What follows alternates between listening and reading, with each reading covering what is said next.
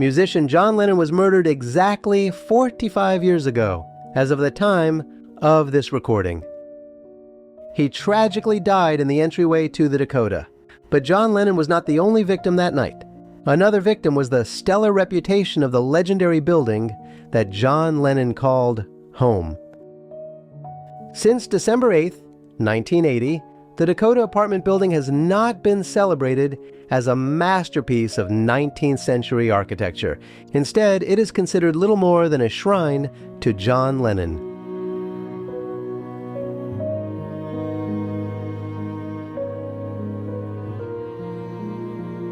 Welcome along, fellow time travelers. This time around, we are going to travel back in time and check out the history of the Dakota and its association with the death of John Lennon. Now let's begin our journey. For nearly half a century, tourists have gathered outside its arched entrance, taking photos of the spot where the former Beatle was shot. Many of these people pose for the photos while smiling, as if they are standing in Disney World. Make sure you get the whole archway in the shot. They often never look up at the steep gables, carved finials, and dormered roofs. They almost never notice the elaborate brickwork or the wrought iron balconies. This is quite a sight in the snow, isn't it? They never cared to learn that the Dakota predates the modern Upper West Side itself. Instead, for countless people around the world, the building is framed almost entirely through the tragedy of 1980, overshadowing a century of extraordinary and sometimes strange history. Built between 1880 and 1884, the Dakota was the vision of Henry Janeway Hardenberg, who later designed the Plaza Hotel, and it introduced a level of luxury and artistry that had never been seen in New York. The Dakota's fortress-like exterior, its charming courtyard, and its ornate interiors made it a magnet for actors, musicians, industrialists, and odd eccentrics long before John and Yoko ever set foot there. Yet today, its architectural innovations and storied residents are often forgotten. People come not to appreciate its history, but to stand where Lennon once stood and died. John Lennon first saw the Dakota in the 1970s. He was drawn to its old-world mystery and sense of privacy. He and Yoko Ono moved into apartment 72 in 1973, eventually purchasing multiple adjoining units. For Lennon, who was trying to retreat from fame, the Dakota offered a haven. Inside its thick walls, he lived a relatively quiet life, raising his son, Sean, attempting to bake bread at least once, playing guitar, and casually walking in and out of the building like any other neighbor. Residents remembered him as polite, soft-spoken, and even a bit shy. He would shop for food at local stores and stroll through nearby Central Park, where he often blended unnoticed among other parents and dog walkers. This serene domestic life makes the events of December 8th even more tragic. That day had been ordinary for a celebrity of his stature. John and Yoko spent the afternoon having their photo taken by a Rolling Stone magazine photographer and answering questions during a long interview.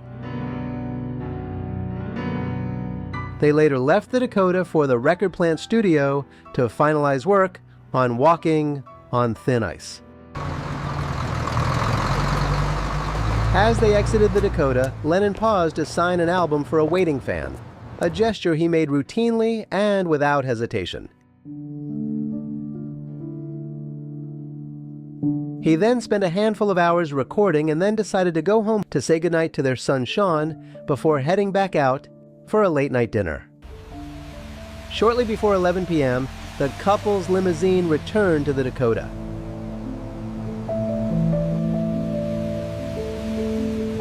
Lennon preferred using the main entrance rather than the more secure service entrance. He didn't like hiding. He wanted to live his life like any other New Yorker would. As he walked beneath the archway and approached the security office, the fan he had earlier greeted stepped out of the shadows.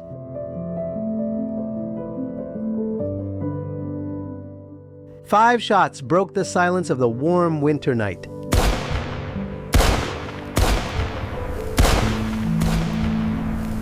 Lennon stumbled forward and collapsed. Despite claims of Lennon walking around, opening doors, ascending stairs, opening another door, and telling Yoko he was shot, medical experts agree he was dead before he hit the ground. When officers arrived, they arrested the worthless loser who shot John Lennon.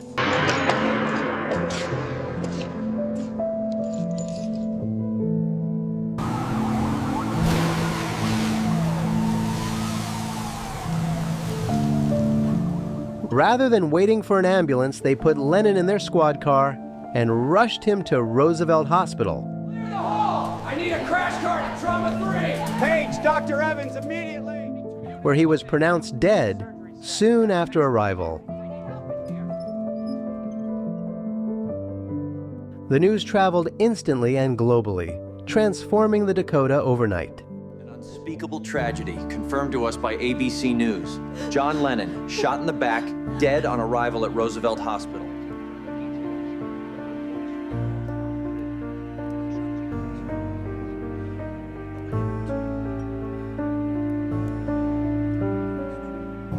The building that once symbolized artistic autonomy and architectural ingenuity became a crime scene. This, of course, was not the first death at the Dakota, but it quickly became the most infamous. He's gone. In the hours and days that followed, crowds packed the sidewalks, candles flickered, and news crews camped outside the ornate entrance. I know. We just have to be strong now. The Dakota's identity was no longer its design or history. It was the place where John Lennon died.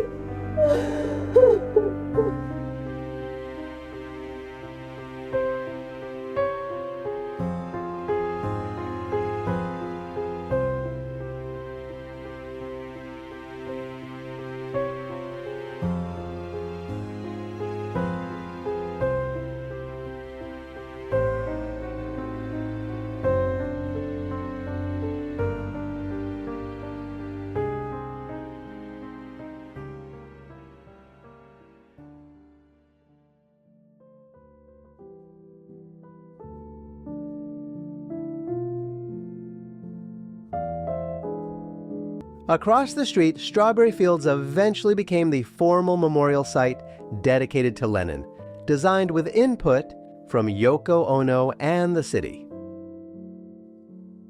The Imagine mosaic, gifted by Italy, became one of the most photographed spots in Central Park.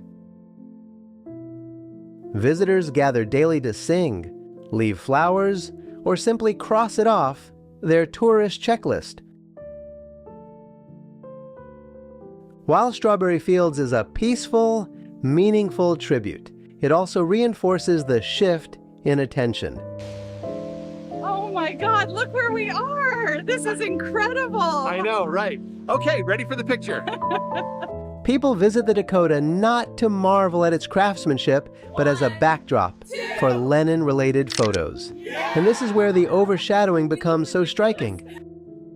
The Dakota is one of the most architecturally significant buildings in Manhattan, yet many passersby never learn that it was one of the city's first luxury apartment buildings, with innovations such as having the first luxury hydraulic elevators, its own electric power plant, its own restaurant for residents and their guests, and cutting-edge engineering for its time.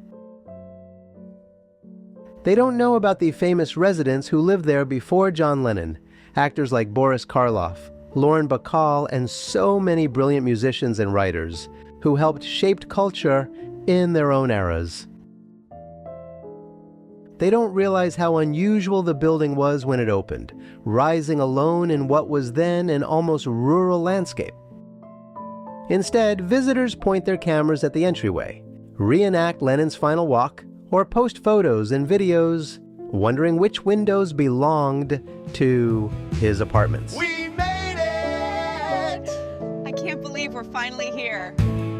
Sadly, the building has become a prop in a tragic story, rather than a historic landmark with a life of its own. John Lennon loved the Dakota not because it was famous, but because it felt timeless, mysterious, and protective. Ironically, after his death, the building became the opposite, one of the most publicly recognized residential entrances in the world. The privacy, mystique, and deeper history that once defined it are now secondary to a single moment in 1980. That one horrible event has forever reshaped the identity of this legendary building. The Dakota is a masterpiece hiding in plain sight, overshadowed by tragedy. And most people who visit never realize how much they're missing.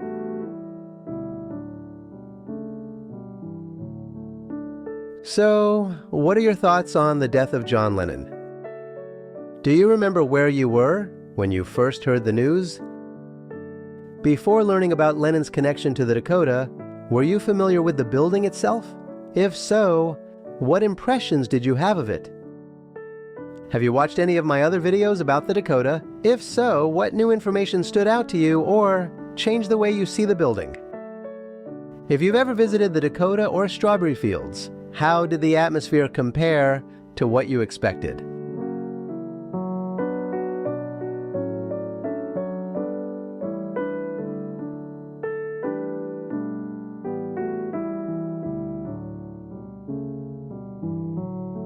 Please share your thoughts in the comments below. Kindly remember to like, share, and subscribe, and hit the notification bell. Please check out the links below to learn how to support my research and productions. Kindly be kind to all of our fellow Earthlings, and please do not harm them. And do yourself a favor and go to a local shelter and adopt a cat or a dog, or both. You and they will be very glad that you did. Until next time, I wish you safe travels on all your journeys.